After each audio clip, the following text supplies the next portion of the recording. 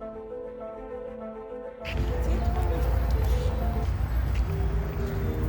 bonsoir à tous, ça dépend de l'heure à laquelle vous nous suivez. Nous sommes un groupe d'étudiants en 3e licence dans la faculté des administrations des affaires et sciences économiques, plus précisément dans le département de gestion.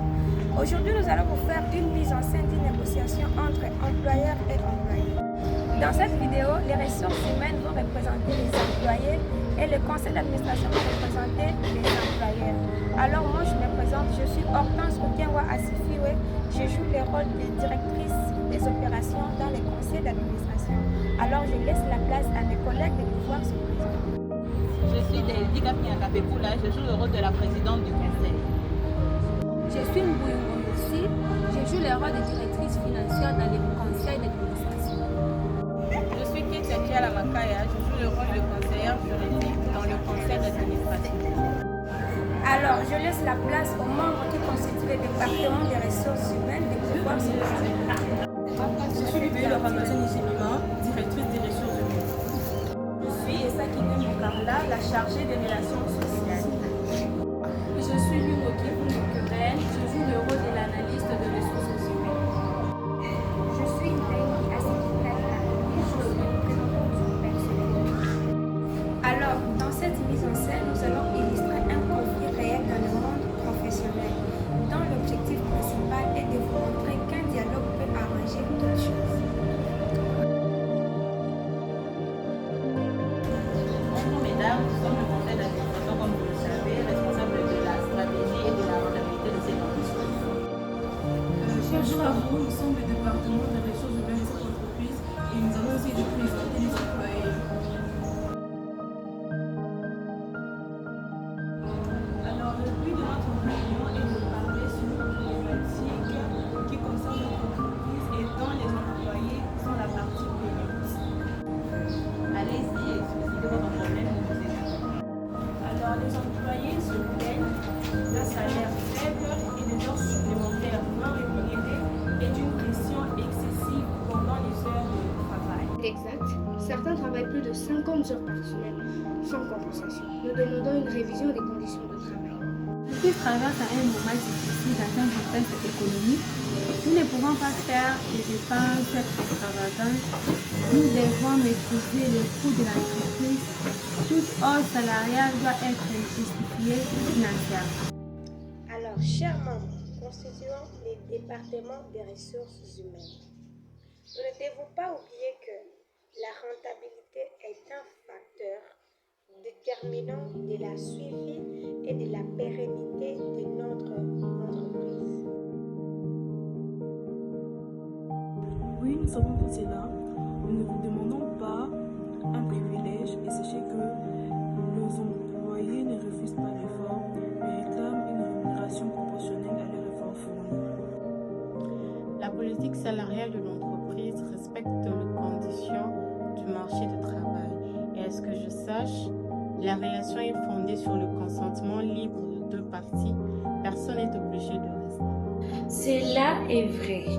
Mais lorsque les opportunités professionnelles sont limitées, les salariés ont le droit de choisir. Mais ne peut exercer ces choix sans conséquences graves, telles que le chômage. Mais lorsqu'un employeur crée plus de valeur qu'il n'en reçoit sous forme de salaire, on parle d'exploitation économique.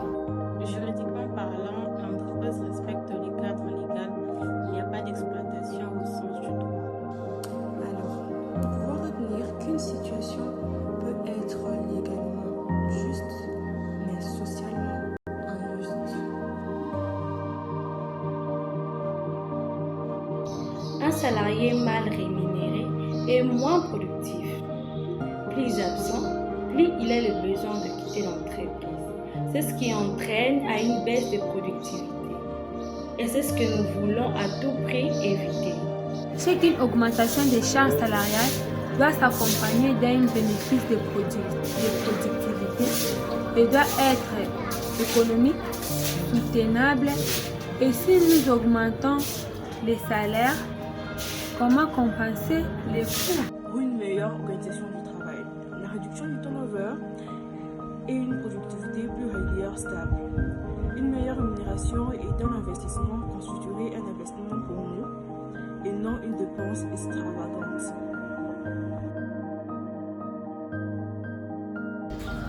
Il me semble nécessaire et judicieux pour le bien-être de notre entreprise et de nos employés de parvenir à un accord. Alors après avoir écouté vos arguments, voici ce que nous proposons. Une augmentation de 10%, une rémunération partielle pour les heures supplémentaires et une limite claire des heures de travail. En échange, les employés s'engagent à améliorer la productivité et la discipline. Le Conseil accepte cet accord. De ce fait, l'accord est conclu à titre expérimental pour une durée de 6 mois afin de permettre une évaluation objective de sa mise en œuvre et de ses résultats. Cette période fixée permettra d'apprécier l'adéquation entre les objectifs fixés et la performance observée. Parfait. Maintenant que toutes les dispositions ont été comprises et acceptées par les deux parties, nous nous engageons à respecter cet accord et à y assurer le suivi nécessaire. Cette mise en scène nous montre que la négociation est un outil essentiel non seulement pour résoudre des conflits, mais dans notre cas, il nous a aidé à transformer un désaccord en un accord durable. Cette mise en scène illustre également des notions clés de l'économie et de la gestion, telles que la négociation collective, la recherche de l'équilibre entre le bien-être et la rentabilité, la notion de l'exploitation économique, etc. etc. Une entreprise performante est celle qui investit aussi dans son capital humain. Voilà, c'était tout pour cette vidéo. Merci de nous avoir suivis. Merci de nous avoir suivis.